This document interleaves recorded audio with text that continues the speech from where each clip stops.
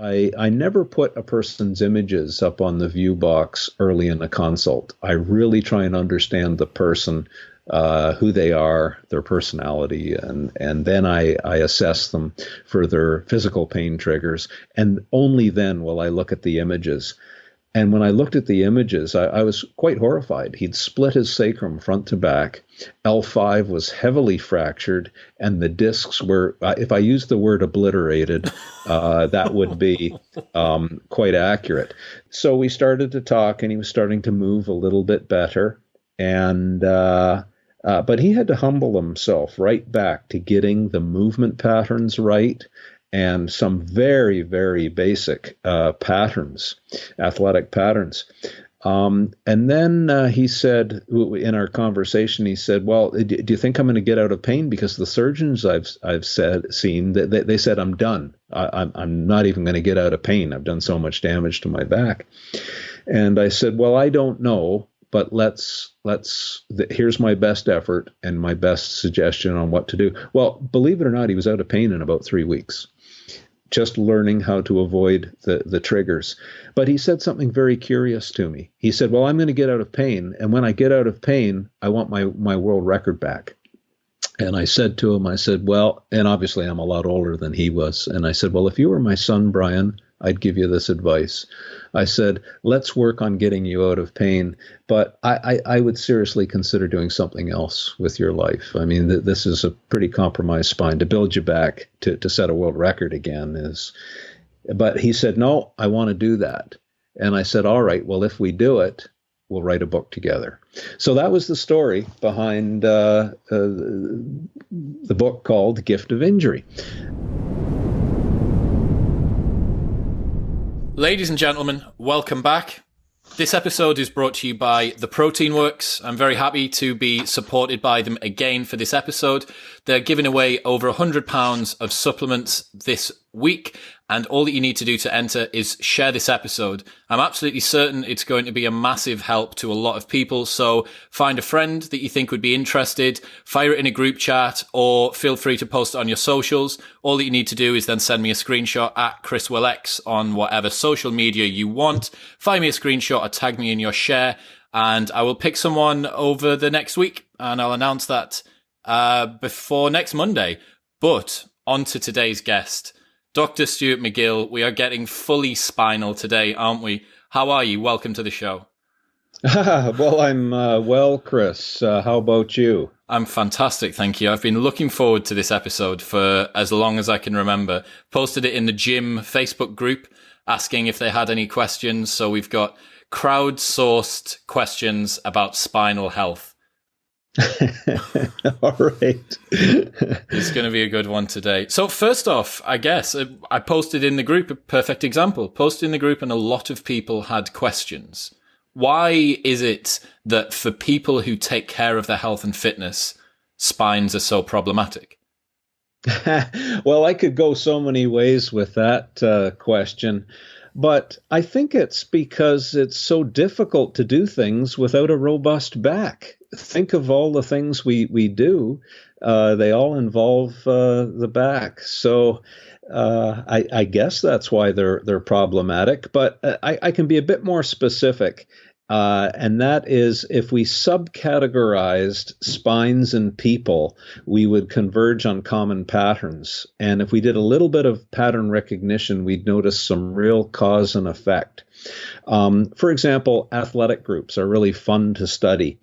There are certain athletes in sport where they just clearly have an underperforming core. They spend a lot of time on other parts of their body, but the demands on their spines simply outpace the foundation that they've built, and they end up with either injury or pain or compromised performance or any of those.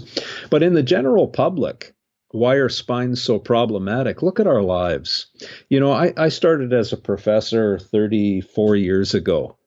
Computers weren't even invented yet. We would spend time walking down halls, meeting with our colleagues and doing our clinic work and our lab work. Within those 32 years, something happened. I became a computer operator. Students no longer wanted to come to office hours. They would send an email and I'd say, I don't do emails. Would you better come and we'll have some hands on. But, it was just, I became a computer operator. Now that is, I had a good back, but sitting all day gave me back pain. So this is why I think it's problematic, to use your words. And then the solution became, well, now you've become a slave to your chair and your computer for 8 or 10 hours. Now you're going to blow out all of the stress 1 hour at the gym. So let's compound the biological perturbation here. And people would start treating their spinal joints, because they were locked up all day at the computer, like ball and socket joints, but they're not. Biologically, they're an adaptable fabric made of collagen strands held together with a ground substance, and they follow different rules. So, there's all kinds of other downsides to sitting a lot. Your hips get stiff. Well, mobile, powerful hips are one of the secrets of skillful athletic performance and spine-sparing strategies. So are people undoing the chronic adaptations and stress in their hips when they go to the gym? Sometimes they do the opposite. I guess the final bit, and this is coming a bit randomly in a thought pattern between my ears. Very few people these days get a competent and thorough assessment of the mechanism of their back pain. So they willy-nilly try untargeted therapies, and their spines remain problematic, to really answer your question.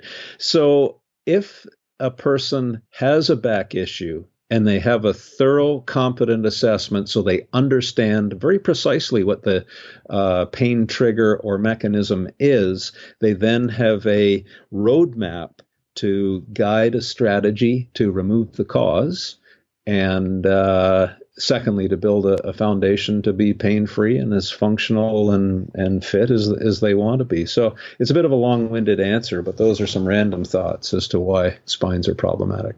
Well, I guess first and foremost, spines are a complex system, right? There's a lot going on with your spine. It runs for a lot of your body. There's a lot of interactions going on there. So it wouldn't ever be a single answer. One of the things, definitely, one of the questions I've got down, what are your views on workplace ergonomics? You've already touched on it, the sedentary nature of us being sat. Is it simply that we're sat for a long period of time, or is it that we're stationary? Is a standing desk a solution for this? What are your thoughts on the ergonomics of workplaces? Well, I have several thoughts. I wrote an opinion piece quite a number of years ago for the journal called Ergonomics. And think of the office where you can organize it in a way to reduce stress. You can adjust heights, the way you sit, and these kinds of things. But then I would say, well, is there such a thing as an ideal posture? And I think we would both converge that no, there isn't. The ideal posture is one that frequently changes because you migrate stress concentrations in your body through posture change. So that's a little bit of a myth. There are many jobs, by the way, that you can't do ergonomics with. Can you imagine a farmer, a forester, a fisherman, a lumberman? Driver. A bus driver, a miner? Very few can do ergonomics. All they have is the skill to move their body in ways that do not create stress concentrations to the point of pain. So ergonomics is limited in many jobs, for sure. And even some of the foundational principles of ergonomics may not be appropriate for certain people in certain jobs, in that there is no ideal. The ideal is a moving target, and that's just the biological reality of it. If you were to prescribe a cadence of movement from seating to standing, or from if someone was to potentially be able to do their work, let's say they were able to do some calls, they were able to walk while they were on a call, perhaps with a hands-free kit or something like that, is moving as frequently as possible, whilst obviously not completely degrading your ability to do the work on your laptop or your computer. Is that optimal? Is it to move as much as possible and vary the posture?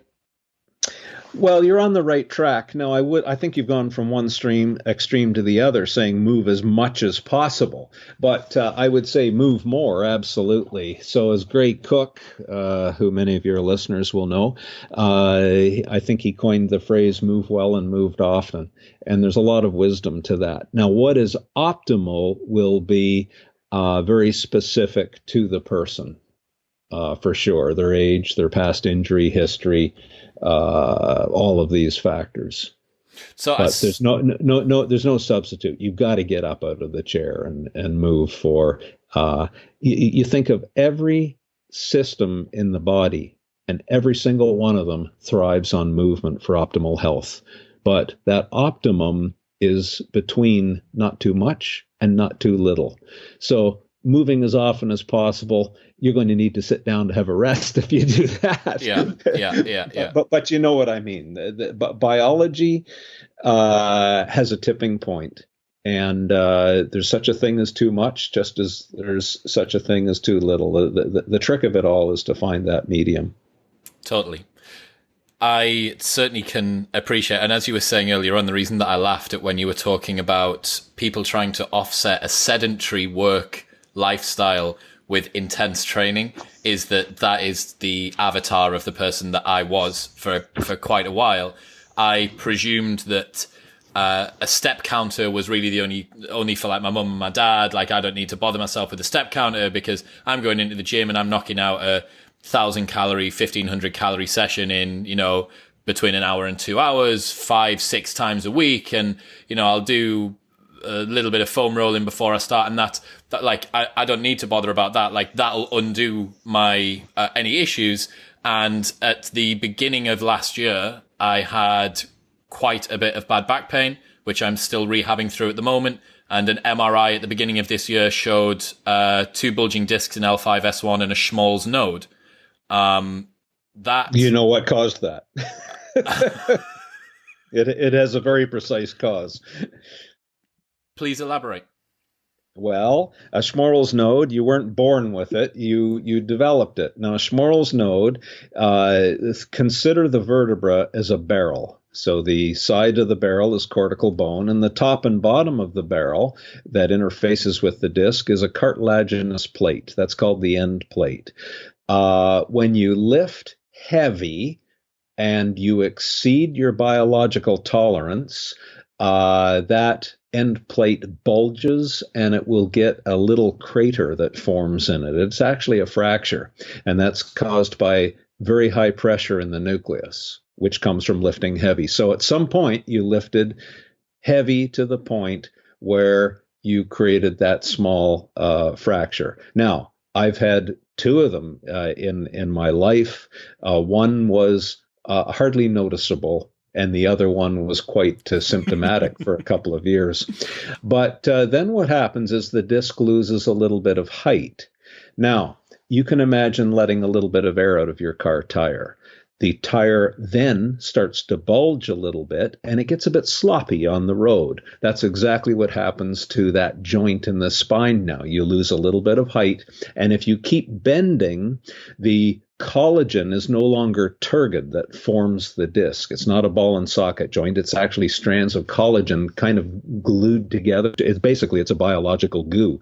Now, that goo can be adapted to be softer, which will allow you to have a lot more mobility, like, say, if you did a lot of yoga, or you exposed your back to high loads without a lot of mobility. That goo actually gets more gooey. And if you believe in, well, I have to squat as deeply as possible and that kind of thing, and you have a little butt wink at the bottom, it now becomes a bit more problematic following that Schmall's node or that end plate fracture. And the collagen will keep adapting to that deep squat mobility by becoming less gooey, shall we say, in the ground substance. It will delaminate, and then you will get a disc bulge. So it's a combination of loaded flexion, and it's accelerated by lifting too heavy in the first place. So quite often it starts off with a heavy deadlift and then goes on to repeated loaded flexion. How close am I on that? Pretty damn close. I was going to ask you. I'm bang on, aren't I? Yeah, you did bang on. I was going to ask you another question. I've not told you about my training history. If I was to present you with the particular symptoms that I've just explained to you now, what methodology would you predict that I'm following? CrossFit. 100% right.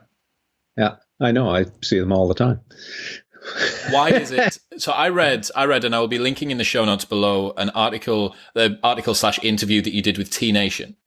Yeah. And it was on the common injuries that are associated with CrossFit and a biomechanical breakdown of that. There will be a lot of CrossFitters who will be listening. There will also be some powerlifters, some weightlifters, and some endurance athletes as well. But I would be interested to hear if you could give an explanation of what are the typical injuries and why that you see them with CrossFit, your assessment of the injury to methodology relationship. Yeah, well, it's a fabulous question, but injuries cluster around specific sports and specific training methods. And there's a reason for it. It's the chronic exposure. So physical exposure to the body causes adaptations. Now, that adaptation can be good or it can be bad, but you load the body and the body will adapt. So that's the beginning opening principle. If you go back to that T Nation article, I think it was in the title of the first paragraph, I have a love-hate relationship with CrossFit. I mean, I absolutely love CrossFit for the culture, for the supportive community. I love it. If I was younger, I would have been in there 100%. But now let's get into the biological adaptation, and then I can give you a solution. So CrossFit combines adaptations to stimulate mobility, and then the next exercise is asking you to have a tougher collagen. Let me give you an example. So if you start out a routine with 10 burpees, you are creating high mobility in the back without much load. So burpees on their own are probably not going to create too much challenge to the adaptation process. You're teaching the spine to be a bit more mobile, but it doesn't pay the price because there's no load. Then the next routine is repeated Olympic lifts. Now we have a problem. There's no margin for bad form. So CrossFit tries to create an endurable athlete, a power athlete, and a mobile athlete. That's very, very difficult to do in terms of biological adaptations. So by programming 10 Olympic lifts, you know the form is going to deteriorate. Now you're migrating stress. The first 2 reps might be all right. And interestingly enough, I don't get many Olympic lifters in as back pain patients. They have to go and see the knee and shoulder guys. Those are the joints that the Olympic lifters are having trouble with. Not really. They've got quite healthy low backs. And they'll be very stiff. Well, they lock them into much more of a neutral position because the mobility is at the hips. And they're actually a speed power athlete. They're very, very quick. They have good pulsing on and off. They relax to catch the bar and the snatch and all of these kinds of things. But let's get back to the CrossFit programming. The first 2 lifts might be fine. The third one now, you're starting to get a little bit tired. You're polluting the perfect movement muscle memory of an Olympic lift. So do you see, to be a great Olympic lifter, you would never pollute it when you're tired. But CrossFit's a different sport. It is an endurance. And look, I get the sport. there's lots of sports that aren't necessarily the best for your long-term athleticism. That's just, I have a lot of MMA athletes. I don't think that's a particularly healthy thing to do for your body, but it's a sport nonetheless, and they come to me asking for help. So of course I get CrossFit athletes as well, and it's my job to try and adapt their body to be resilient, but we have to make a compromise here.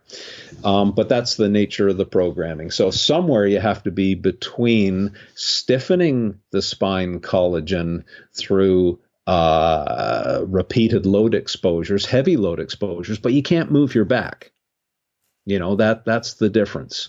So on rep 1 and 2, you might be fine on the Olympic lift, but rep 8, 9, and 10 are pretty not very nice in terms of the bending stresses. And it's at that point where things fall off the rails in terms of biological adaptations, and the collagen starts to, the fibers, not the fibers necessarily, but the ground substance between them start to loosen up. And the fact of the matter is the nucleus will slowly work its way through the delaminating collagen and get a disc bulge. So every sport has its pattern, shall we say, and that certainly is. Now, if I could offer this, and I think in that article, I did offer a solution at the end, and it comes from, let's take the good things from CrossFit and mitigate the things that are not so good in terms of biological adaptation.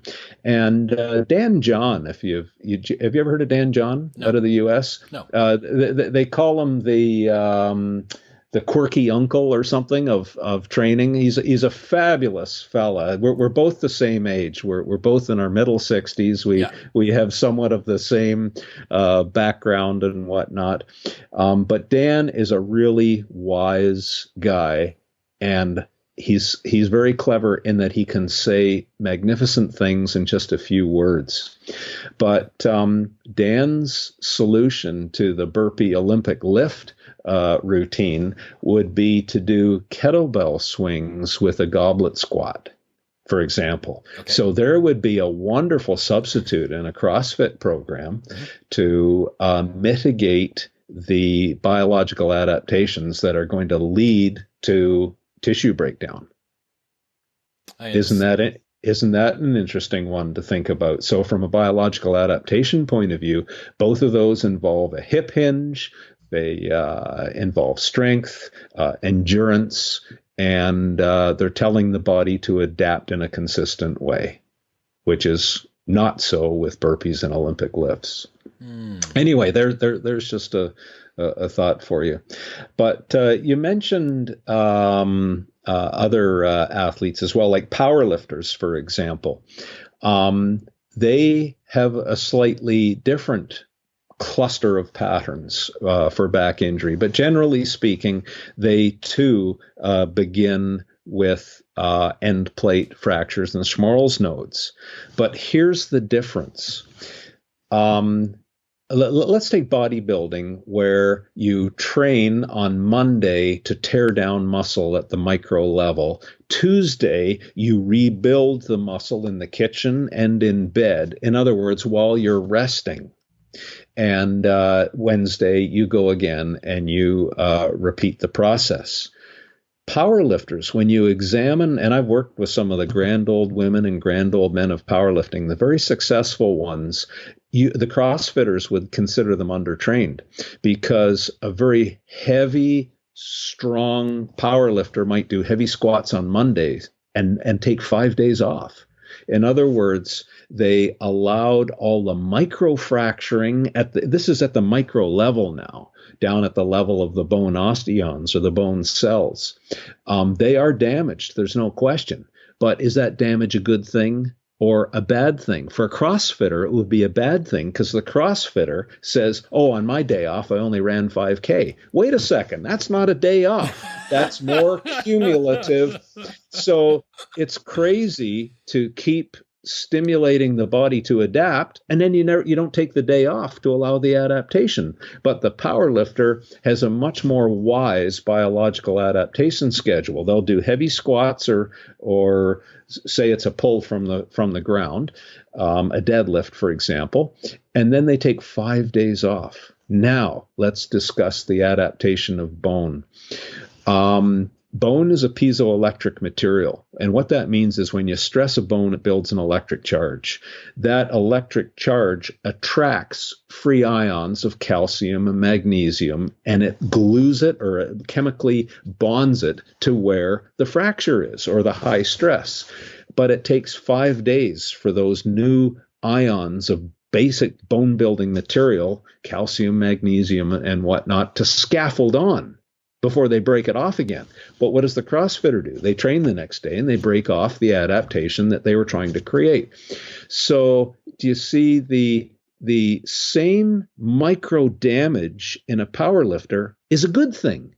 It stimulated adaptation, but they were wise enough to let the biology over the next 5 days really build substantial bone strength. That's not typically the way a CrossFitter would train. It's just more is better, and they don't allow sufficient adaptation. So these are all very interesting philosophical things to discuss in terms of creating robustness to load and better athletic performance. But, I get it. I get CrossFit. I get why you do it. As I said, I would have been there if it was 40 years ago as well. Yeah. However, I've learned quite a bit about biology in the meantime. And that's why the training, it may not be so much the poor exercises sometimes. It may just be the not paying enough attention to the adaptation schedules of some of these things. And, that's just pure programming. So any organization could change their programming and create a more robust athlete. I think there's certainly in the CrossFit community, there is a addiction to training, that classes would tend to run Monday, Tuesday, Wednesday, Thursday off, Friday, Saturday, Sunday off, which means that you're going to be training, even if you're just like a RX class athlete or even a scaled class athlete, you're going to be doing 5 days of training per week. Now, you're not going to be pushing the same sort of loads in terms of percentages frequently as a powerlifter, but you're going to be doing an awful lot. And I get what you mean. The fact that a rest day for anyone who follows Zach George, UK athlete, you'll see his active recovery days that he does on a Thursday, which will be like a 40-minute EMOM of rowing, wall balls, and burpees. And that's his active recovery day, but it'll be at a pace that would bin any other normal athlete. It just happens to be that he's a little bit of a freak. So, yeah, the fact that that's considered a rest day by CrossFitters is, when you look at it in the cold light of day, and probably to other sports as well, especially powerlifters. But then on the flip side, from the kind of cultural perspective, CrossFitters look across at in our gym, we have a CrossFit area, weightlifting area, bodybuilding area, and a powerlifting area. So there's like every different species of strength athlete is kind of moving around within the same place, and some endurance guys as well.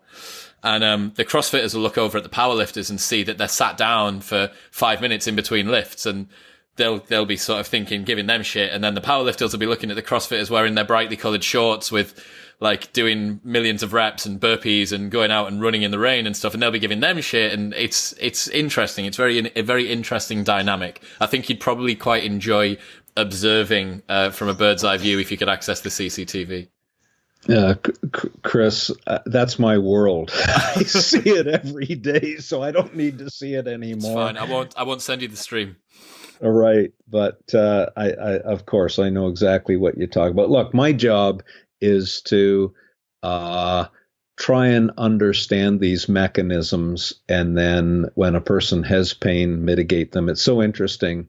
Years ago, I would see someone on the way to a back injury, and you're almost always right. Not always, but almost always right. And but I learned it's almost impossible to motivate the uninjured. So if they haven't got back pain yet, who am I to go over and give them any advice? Unfortunately, we have to let them learn the hard way, and then all of a sudden they're motivated to listen, and hopefully we can come up with something that will address the mechanism a bit. Well, I can put my hand in the air and say that my rehab was a second thought up until the point at which rehab was all that I could do. Like, when I was still able to train, rehab took a backseat. And last year, when my back went, for want of a better term, that was when I decided to really pay a lot of attention to my rehab. Now, I did, but then over the space of a month last summer, flew for 60 hours, did a powerlifting meet in Hawaii, went and trained CrossFit with Michael Cazayoux in Texas, and then came back to the UK and just started all over again. And the same thing happened. I'd been sat on planes, cramped up, pretzeled up into all manner of different postures, and then the same thing happened again. So you earned your pain. I really did. I mean, it's one of those things. Another interesting point on that in terms of the injury giving people the motivation to do their rehab was when I had an MRI scan at the beginning of this year. So I'd been working after back end of last year, sort of 5 months or so, working quite hard on my rehab, but was seeing an upper limit in terms of my recovery. I then saw the MRI scan this year. Now, I know that there is a very tenuous link between pathologies that present on scans and pain that presents. A lot of people who do strength sports would present some sort of abnormality if you were to show them an MRI, but many of them may not have pain. And some people with pain may not present on an MRI. But for me to see the fact that there was something actually there, it wasn't just pain, this kind of nebulous, weird, ephemeral thing in the back of my mind, to see that there was something actually there that had been caused, that was the cause of my pain and also the cause of due to my training, that really hit home. And the last few months have really stepped up how much I've taken care, how consistent I've been with the big three and a bunch of other things as well. The MRI was a real kind of like, whoa moment. Well, MRIs, if they're used properly, are absolutely fabulous, and you're a case in point.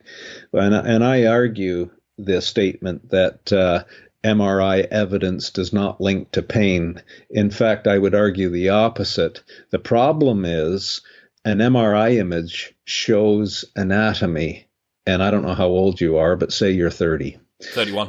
Good call. 31. Yeah, you can't fool me. Stu knows. But anyway.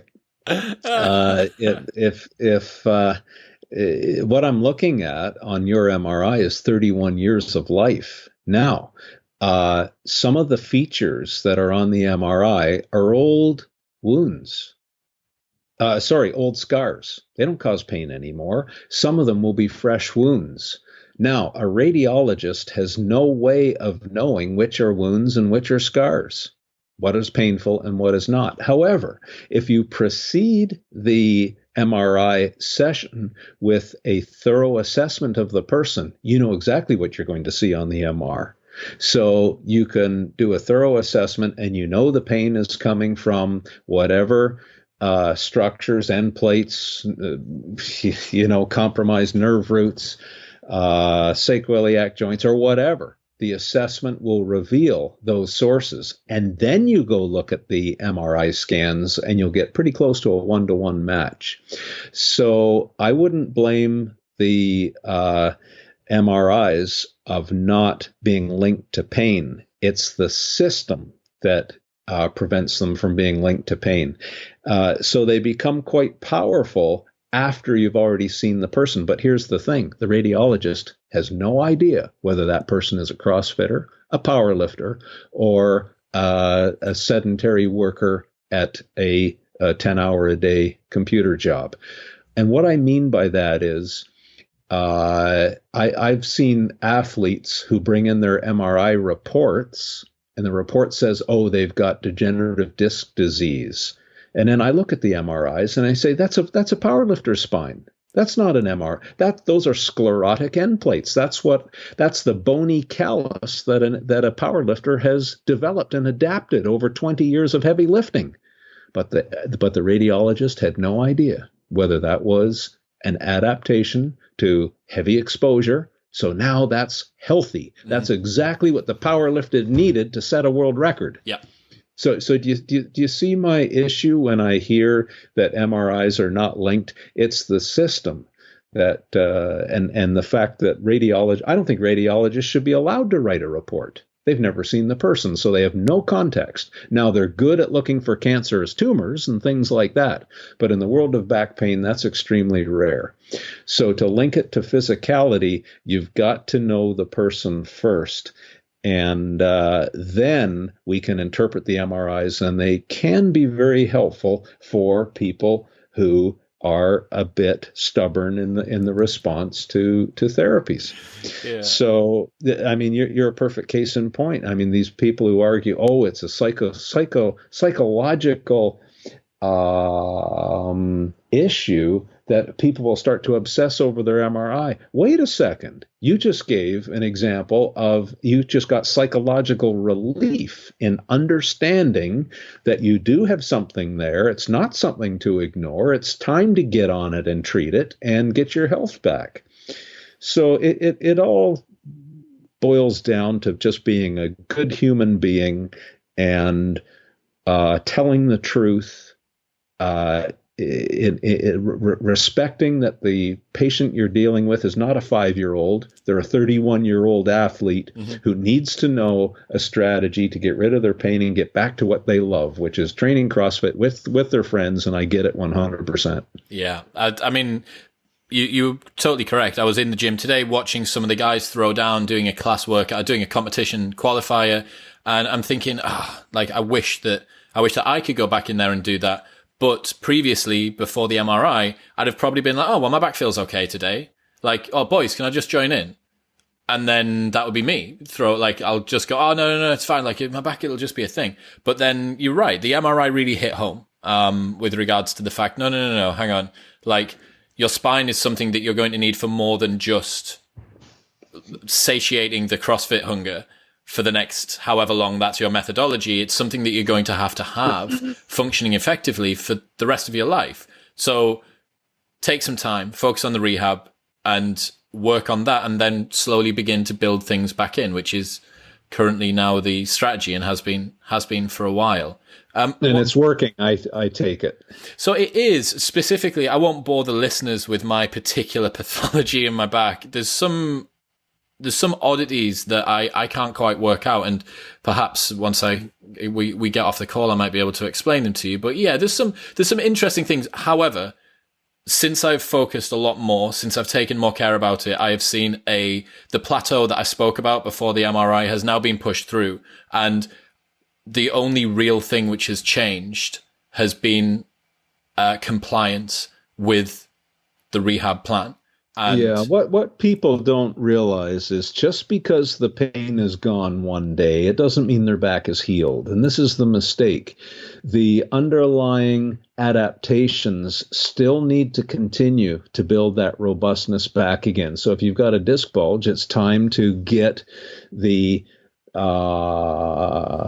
loss of stiffness back into the disc with stabilization exercise and whatnot. And that's, I hate that word because it doesn't mention what specific exercises they should be. But nonetheless, you do have to honor that history because, there's some physical therapists these days who say, oh, well, just because you have back pain, there's no evidence of tissue damage. And again, I would argue very vehemently against the opposite. I see the damage.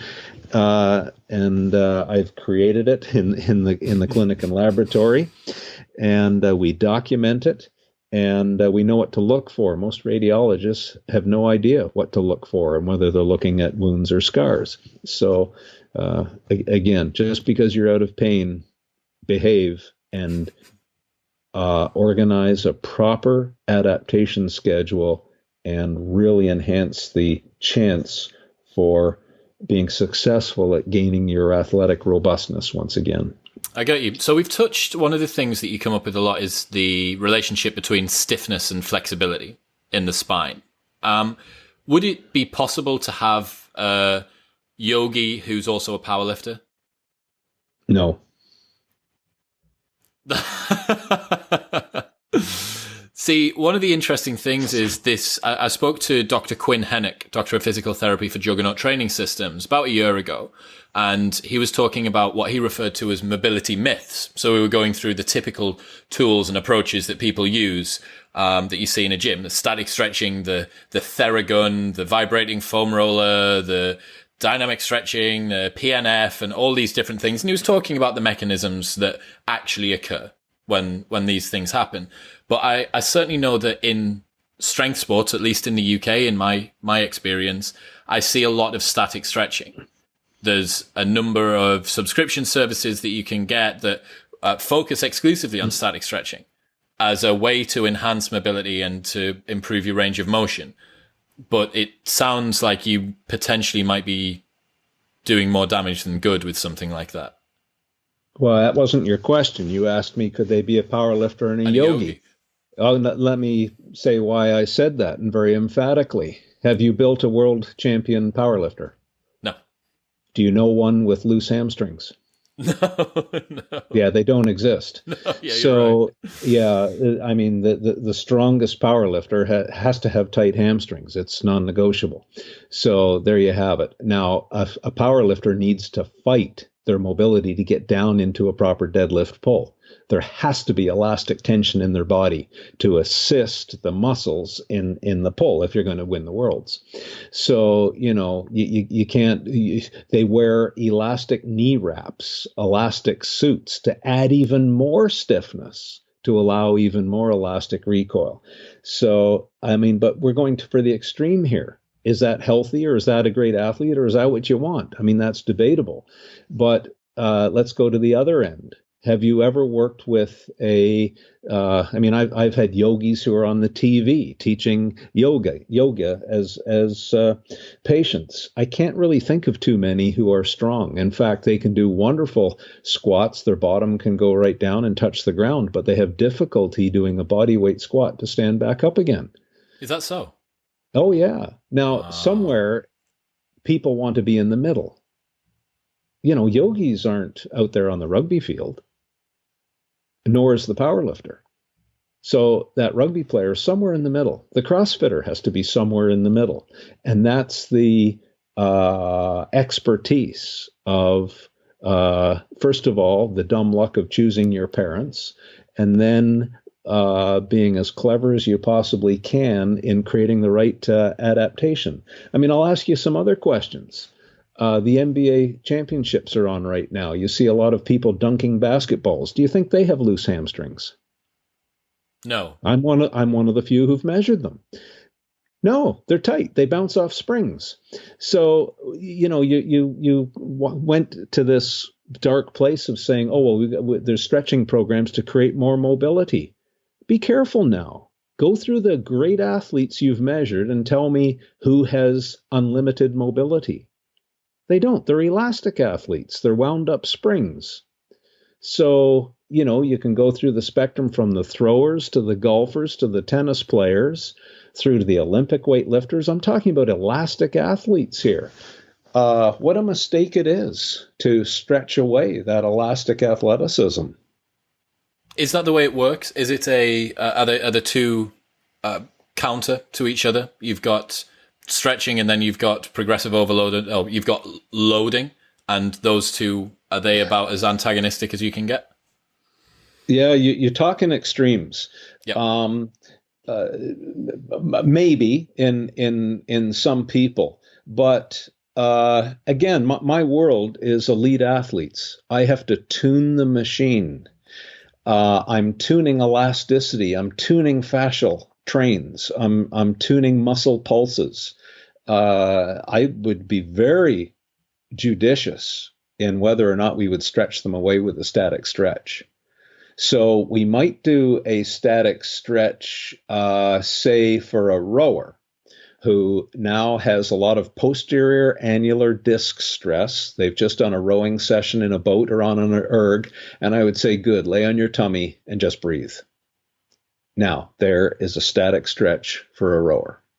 Now I might do a thoracic extension stretch to give them more elasticity. So they're sliding up the slide on the seat on the boat. They go into compression and the catch, and then the hips and knees start to extend, and then their spine as they sit tall gets a little bit of a whip as their hips explode, and really whoomp, you can hear that elastic storage and recovery in the fastest boats.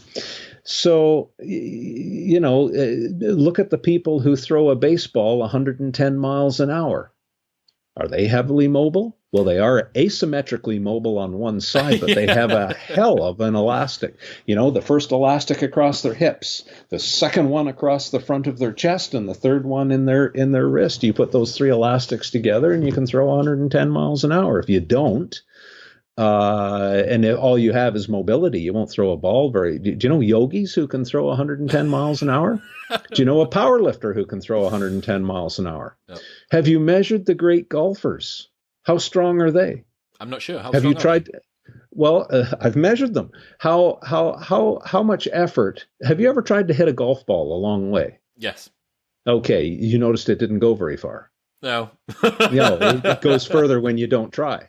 So when you have a muscle pulse of about 40 to 50 to 60%, that is the sweet spot for speed. Because when a muscle contracts, it creates force.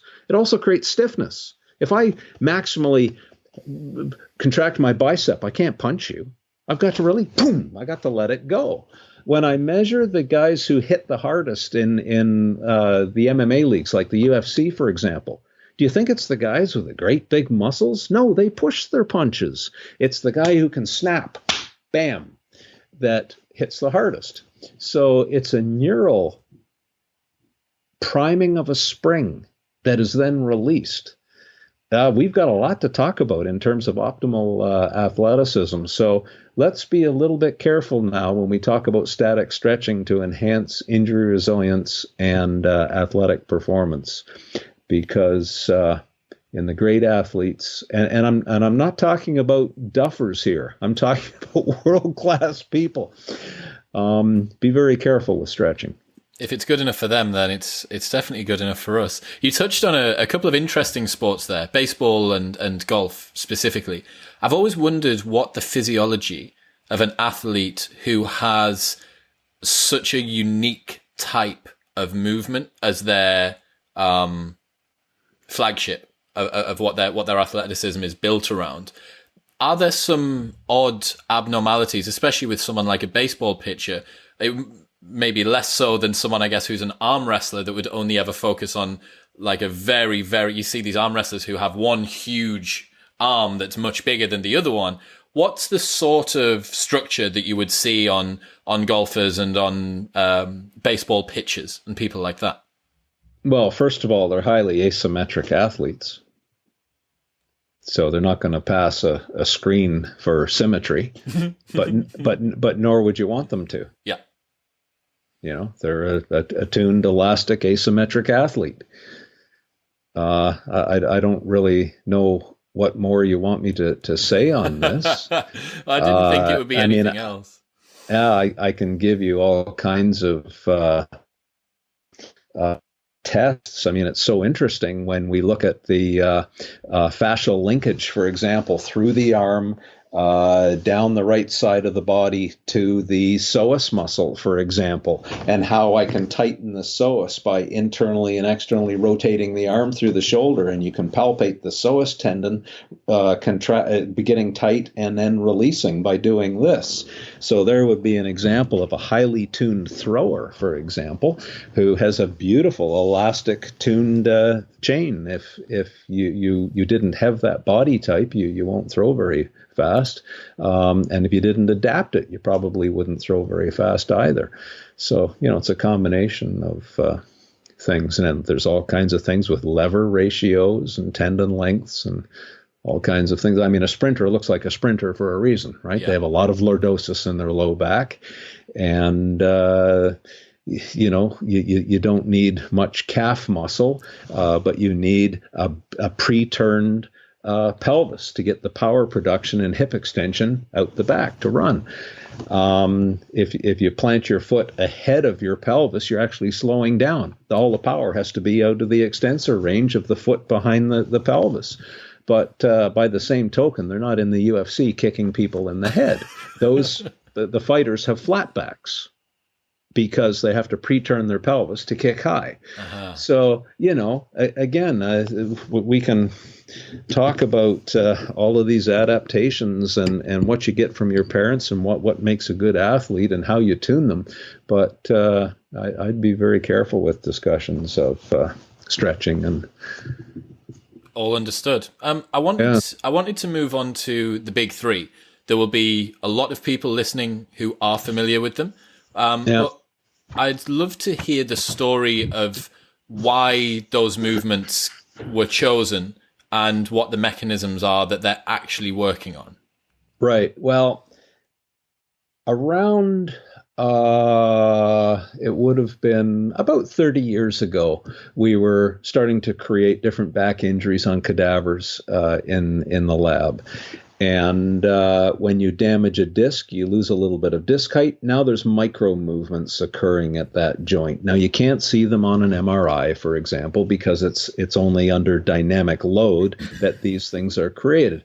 But if a person says, I've got right-sided back pain, and then a little bit later my right heel goes on fire, and then later on in the day I get some left buttock pain.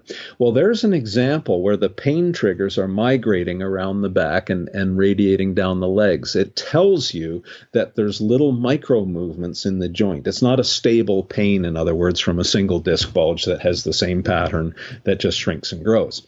So we were looking for ways to stiffen out those micro movements.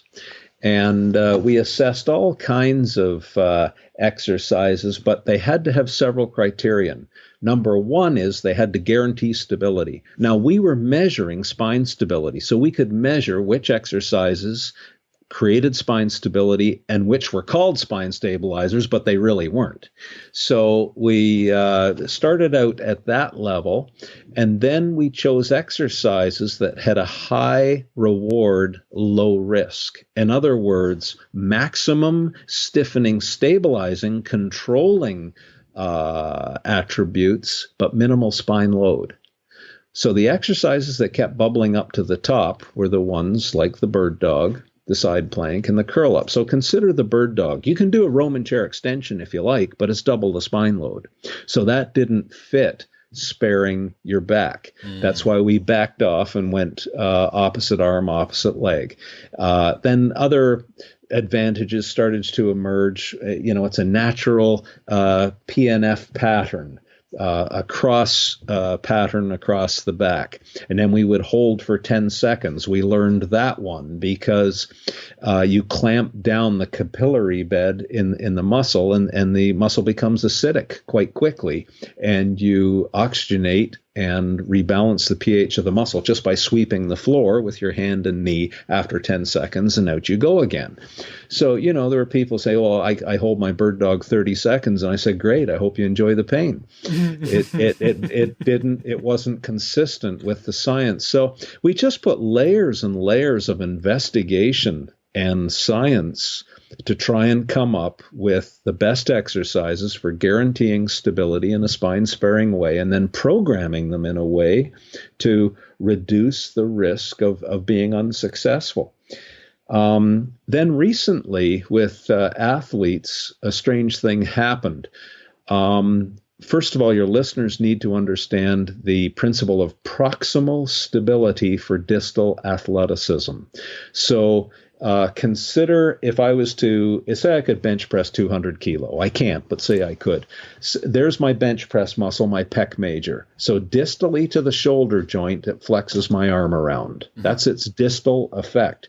But its proximal effect, if I just contract my pec major, proximally, it bends my rib cage towards my shoulder joint. So one creates a push and the other leaks it away. Yes. Do you see the difference? Yes. Now, if I create proximal stiffness first, I harden my core, I stiffen my body proximally, now 100% of that muscle activity goes to the push.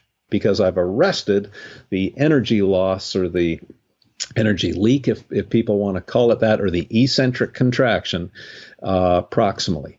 So now we had to create more proximal stiffness. So we took Muay Thai fighters and we trained them with the Big Three, and then we trained others. We didn't train any one group no differently. They were the control group.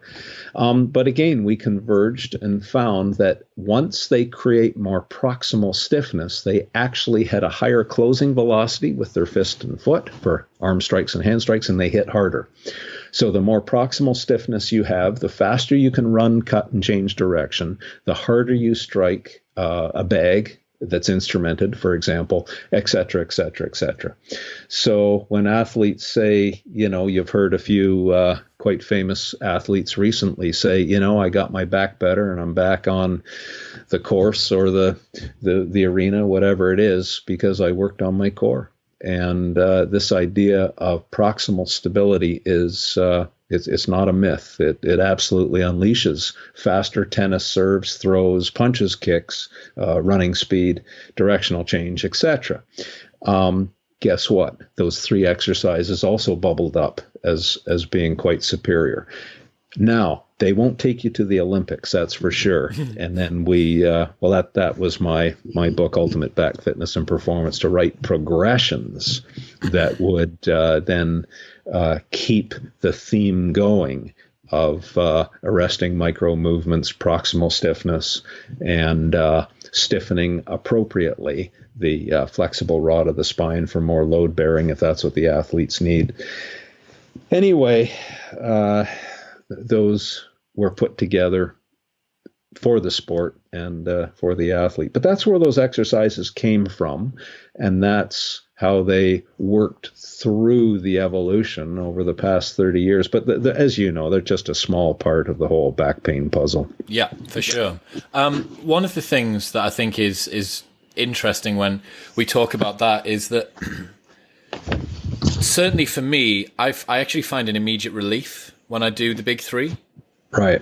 So it's not just that there is an overtime adaptation. There genuinely actually feels like there is some sort of relief to my lower back discomfort when I do them.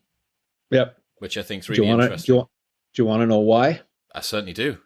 If there was any man in the world for me to tell me why, it's you. Let's find out. Well, we measured a residual neural stiffness. So when you do those exercises, your brain remembers them and your core stays a little bit stiffer. In some people, it lasts about 20 minutes. In some people, it lasts up to 2 hours. Now, why does it work on you? It's because I will bet you've got a little bit of, not only do you have a disc bulge, if you have an end plate fracture or a Schmorl's node, you will have lost a little bit of height on that joint. Now it's lost a bit of height, it's a little bit sloppy, and you've got micro movements. Doing the Big Three adds a neural stiffness to the barrel of muscle around that joint that's lost a bit of stiffness. You're arresting the micro movements and you feel better.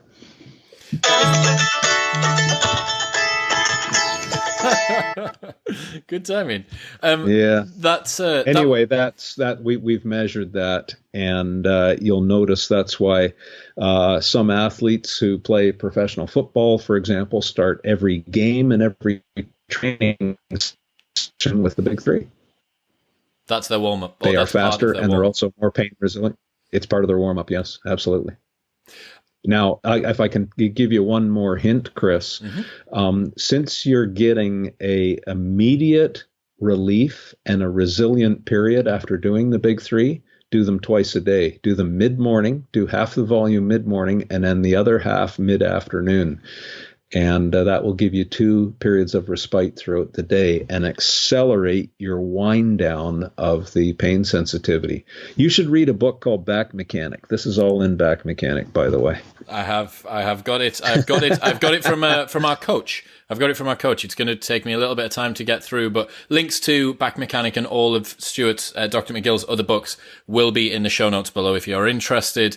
One of the questions that I had in our members group, actually, when I posted the fact that I was going to speak to you in was, what's the progression on from the Big Three?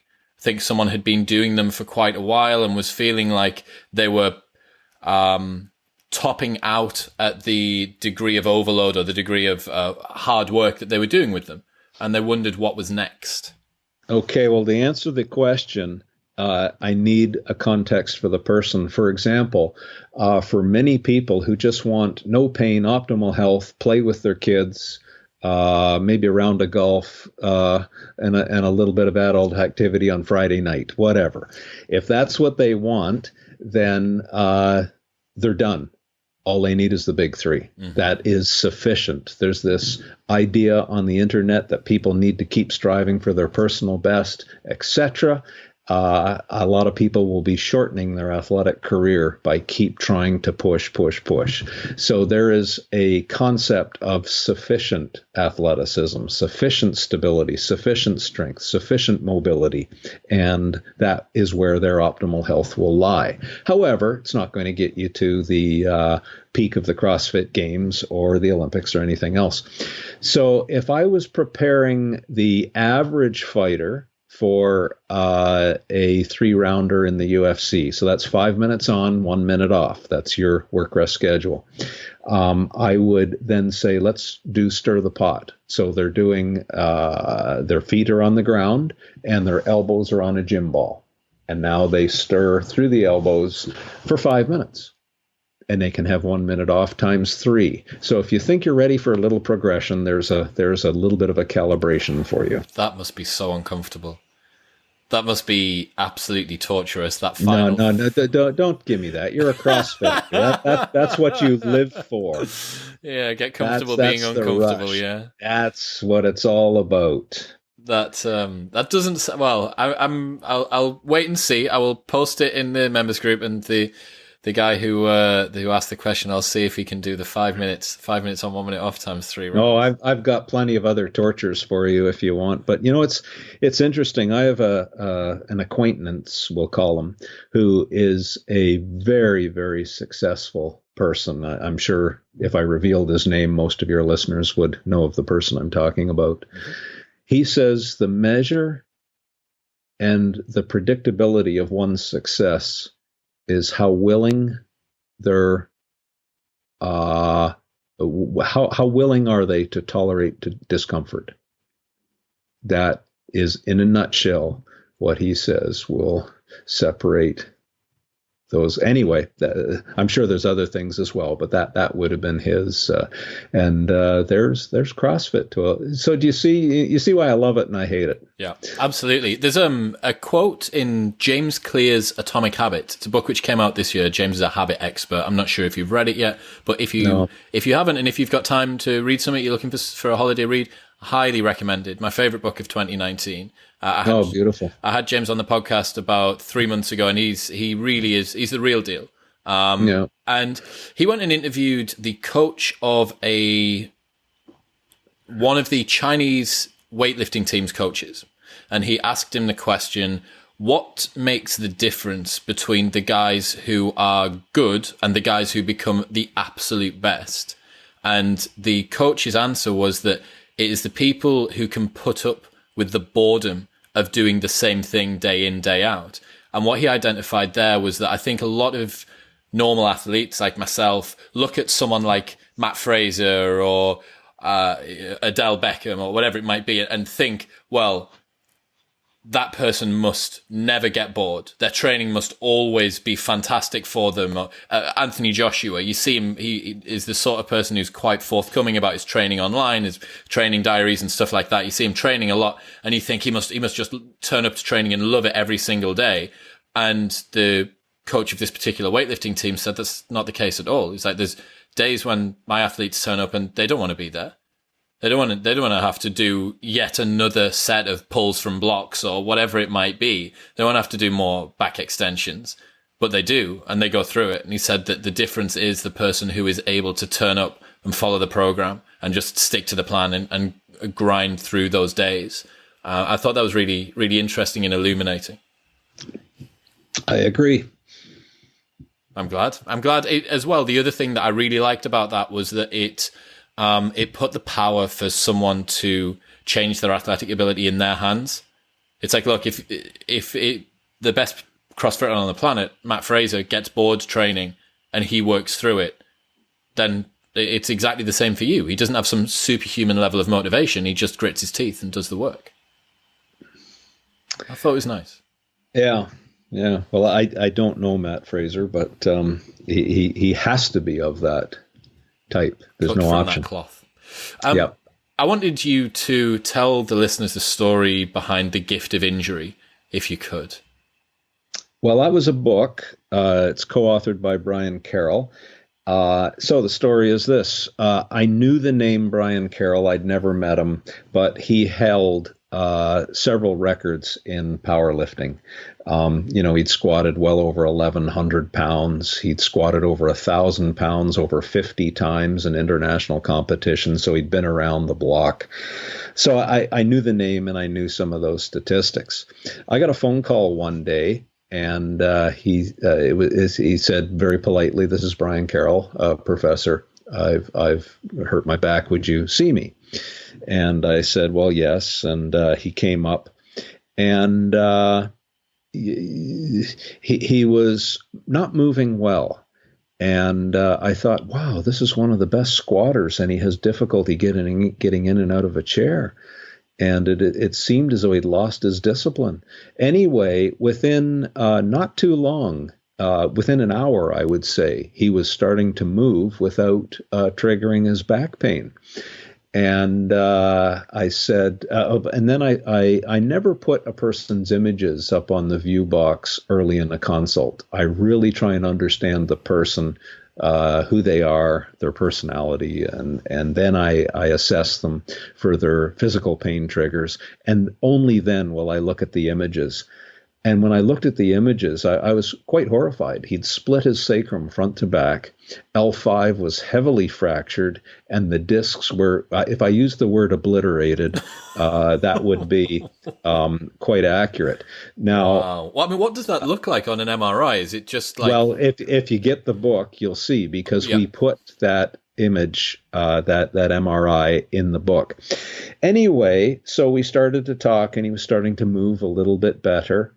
And but he had to humble himself right back to getting the movement patterns right and some very, very basic patterns, athletic patterns. And then he said, in our conversation, he said, "Well, do you think I'm going to get out of pain? Because the surgeons I've seen, they said I'm done. I'm not even going to get out of pain. I've done so much damage to my back." And I said, "Well, I don't know. But here's my best effort and my best suggestion on what to do." Well, believe it or not, he was out of pain in about 3 weeks, just learning how to avoid the triggers. But he said something very curious to me. He said, "Well, I'm going to get out of pain. And when I get out of pain, I want my world record back." And I said to him, "Well," and obviously I'm a lot older than he was. And I said, "Well, if you were my son, Brian, I'd give you this advice." I said, "Let's work on getting you out of pain, but I would seriously consider doing something else with your life. I mean, this is a pretty compromised spine. To build you back to set a world record again is..." But he said, "No, I want to do that." And I said, "All right, well, if we do it, we'll write a book together." So that was the story behind the book called Gift of Injury.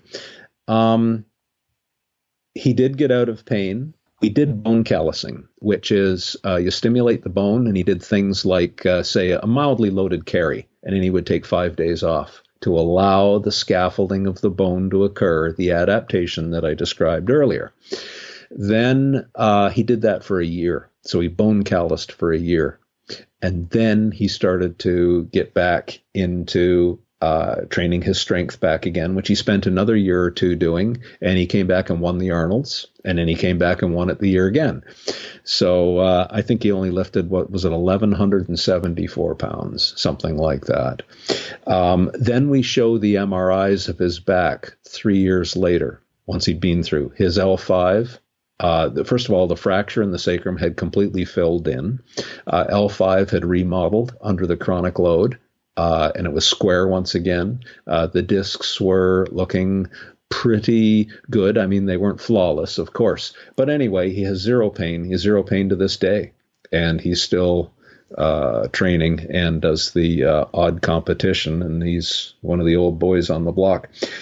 So we started writing the book, and I thought it was really going to be his story, sort of a very personal story of triumph and all of that. Well, we would write it together, and I found out he can write. I had no idea. And as he wrote, we couldn't stop. We'd sit at his kitchen table. He lives in Florida, by the way, 2,000 miles away. But I'd go down and we'd write for a bit, and then we'd go fish off his dock for a while and have a beer, and then we'd do some more writing, and eventually the thing got done. And then that sounds like the most lovely process for writing a book. Have a bit of a chat, go fishing, have a beer, chill out, barbecue, write a bit more book, and then before you know it, you've made a book. That was it. But then I don't want you to take this the wrong way, but we sort of fell in love with one another. Now, I you know what I mean by that. Well, he's an outstanding fella, and he's just an ace, and we've become, and so often, if you get any clinical training at all, they teach you to don't get emotionally involved with a patient. I cannot do that. Every single patient I ever deal with, I have to get to the emotional level with them if we're going to change their life. These are huge things. And anyway, I become friends with I would say almost every patient I ever see. I need them to tell and relate to me like they've never done with anyone else before. We've got to get at the bottom of all of this. Anyway, it turned into a wonderful relationship, and then we couldn't stop writing. So then the book became a manual for strength trainers or strength athletes regaining their strength athleticism off a back injury. So it was a much thicker, bigger book than we ever expected. So it's the story plus a lot of the science and then the programming at the end. Do you have a copy of it? No, I don't. Okay. Well, I can send you a copy. But anyway, then, as I said, we show the before and after MRs of the mechanostimulation that we did, that he did, and adapted his back. So I think, hearing that story, for me, the first time that I heard it was quite a while ago on a podcast you did for Human OS, and then reheard it again during my research for this episode on Squat University. Every time that I hear that story of just how much damage was done to Brian Carroll's back, and then the level of competition that he wanted to get himself back to and subsequently did, there's an unbelievable contrasting effect with my injury, which has been at the forefront of my sort of training mind for the last year, and maybe for many of the listeners as well. They have that particular niggle, that particular pain, that back pain that just doesn't seem to go away, or doesn't seem to they get disheartened with their rehab, or it's not happening fast enough, or why is this particular injury why is this curse been given to me and me alone? Why is this my burden to bear, so to speak? Hearing that story of just how bad Brian's back was when he arrived to where he managed to get himself to is, for me, incredibly inspirational. Not just that it shows that it can be done and stuff like that, but just that he has the mindset of a person who will be in a situation where he's obliterated part of his back and is going, not only do I want to get pain-free, but once I'm pain-free, I'm going to go back and be better than I ever was. This is I love hearing what you've just said, because this is the difference. You were talking earlier about that 1%er who becomes the world champion. It's the ones who are willing to endure. When you work with someone like Brian Carroll, the strength of character to basically put a car on your back and then squat. If you're 1 millimeter out of line of drive, you can't correct that. You're going to get crushed. So first of all, to have the strength of mind to will your body to do such a thing. And, in his rehab, and we've worked together actually in rehabbing some other champion powerlifters. Sorry, these are patients who keep calling in. Goddamn patients. Yeah, if say you've got a power lifter who wants to squat 1,000 pounds. They've never done it before. The first part of it is conditioning their mind that it's possible. So what we'll do is we'll take the target load, say 1,000 pounds, and we'll add 50. So we'll put 1,050 pounds on their back and they do a 1-inch squat. So already now the mind is there. They've handled it. They know what it feels like. And then the physicality takes over. So it's such a game of mind and physical adaptations, neural adaptations, and all the rest of it. It's a really complicated enterprise that a lot of people don't appreciate. But there's a little bit of a perspective on the character of a person who can do that with their body and then carry it through all the way to the end. Yeah. Yeah, it's a really fascinating story, and I love every time that I hear that story about Brian. I absolutely love it. I'm very, very excited to get stuck into the book as well. I appreciate. Why don't you have him on your podcast? You hear it from the horse's mouth. He's a fabulous man and a good storyteller. And would you be able to do an introduction? Athlete. Of course. Absolutely. Well, listeners, you've heard it here first. I might be speaking to Brian Carroll sometime soon. Wouldn't that be cool? That'd be a cool second part. I'm sure Brian would love to. He's a lovely fellow. I would love to hear where his mind's at. Again, as some of the listeners, and I'm sure a lot of people will be tuning in, seeing your name, seeing the particular topic that we're talking about and thinking, I want to frame my mind about injury in the right way.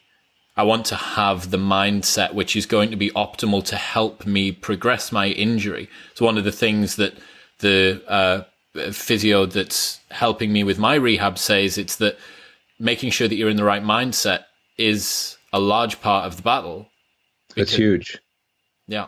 It's huge, but I'll just pick up on that because in particular in your country, there's been a little bit of a transformation in physical therapy where if a person comes in with back pain, without even assessing the patient, they'll say, oh, well, your back isn't fragile, to just carry on and keep doing whatever it is you're doing and whatnot. And I say, well, hold on a second.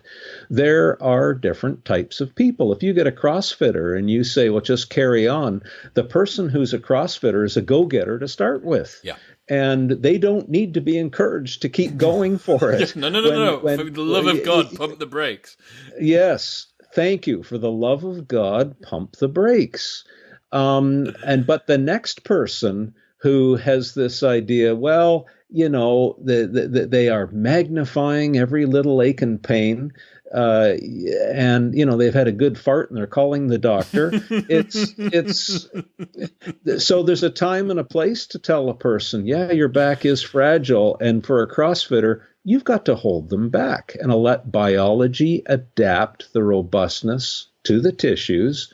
You can't see the fractures, the microfractures on the MRI, but they're there. And it takes time versus the next person who just is a little bit more on the movement adverse side of the spectrum. Yes, you are a little bit more robust than you think. Let's prove it. Let's try a few things and show them some good mechanics. Once they've mastered the good mechanics, load them, make sure the mechanics are preserved, and all of a sudden they've just broken through the barrier. Wow, I'm training now. I'm pain-free. Now I just have to organize the progression in a way that isn't too greedy. I'll respect the time process of the adaptation and build them back. So, it's different strokes for different folks. That's for sure. Yeah. I appreciate that you have athletes ringing you because you need to deal with some people who might be in a little bit of back pain, Dr. McGill. So I'm going to try and call it there. If there was one final question that I had, we've touched on it already, and you mentioned about stirring the pot as one potential extra. If you were to have the next closest exercises that were the close runners up for the big three, were there any, or would there be any that are your staple favorites for a broad cross section of athletes? Well, I'm not trying to avoid the question, but of course the answer depends on the assessment and the person who's in front of you. Are we talking about the American record holder powerlifter for men over 75? Now, I just gave you a lot of information. So that would be an entirely different program than it would be for you. Mm-hmm. Or I've got an Olympic class swimmer, mm-hmm. or race car driver. It doesn't matter. So you see, the answer is very much a moving target. Mm-hmm. For myself, for example, I do some things well beyond the big three, mm-hmm. that for my body at this stage in my life, I have zero pain. I feel fabulous. I'm reasonably athletic for my age. But I've had a lot of trauma as well. Yep. So what I would do would be very different than what you would do. Now, this might surprise some people. Whereas my body would have thrived on more load and more strength in my 30s, 40s, and maybe early 50s, believe it or not, now it's less load and more mobility. And you'll find that people go through this progression. So 2 days a week now, I work on things that are a little bit stiff and stuck. So, I've broken my neck. I do a little bit of neck work, more stability work. Not too much neck mobility, but more stability. Thoracic extension, I'm turning into a little old man, so I have a little bit more thoracic spine mobility through my low back. In former decades, I would have carried more load, been more cognizant of the perfect hip hinge. Now I've backed right off on the load and I get just a little bit more lumbar mobility. My hips, yes. Mobility, certainly leg strength and leg and hip power is important. As you get older, the most important thing is having the ability to recover from a fall. Make sure that if you stub your toe, have hip power to get your foot out in front of you to arrest the fall. These are the things that will keep your life going for a longer period of time. Anyway, so do you see how I have to give a context to this? Absolutely. Yeah. And then I will give you the decades, honoring the past injury history, etc., to come up with what the best progressions beyond the big three would be. But there's a little bit of a start on the discussion. I got you. Dr. McGill, I can't thank you enough for coming on. It's been absolutely fantastic. I'll make sure that links to Back Mechanic, the gift of injury, and all of the other resources that we've talked about this evening will be in the show notes below. If you fire anything over an email once we're done, I'll make sure to add that as well if there's any extra resources. Well, the books are on Amazon.uk or Amazon.co.uk, whatever it is. Yeah. But they're also on our website, backfitpro.com, if people are needlessly suffering with their backs. I understand. I'm absolutely certain that we'll have helped a lot of people today. If you have any questions or any comments, as per usual, feel free to get at me at ChrisWellX on all social media. I'll also make sure that Dr. McGill's Twitter is linked on there, and if you want to hassle him on there and tweet things at him and see if Don't tweet things at him. No. I don't. I have a very strong conviction that if you're a master of the craft, you can't do Facebook and Twitter. I see. Those two don't go together. I don't know a master of the craft who lives on social media, so I don't do social media. However, my daughter does put up content. But I have zero ability to answer. Now, I do have an email, but that's as far as I'm going, I'm afraid. I understand. I'm far too busy for that stuff. Well, you're cut from a similar cloth to us, Dr. McGill. It's one of those things where I think a lot of people would benefit from taking a more ascetic route that you have. If you have things that you want to be very good at in life, social media is an antithesis of pretty much everything as far as I'm concerned. So yeah. We're part of the same camp, but I'm going to, I'll stop pontificating. Today's been great. Dr. McGill, thank you so much for your time. Thanks, Chris.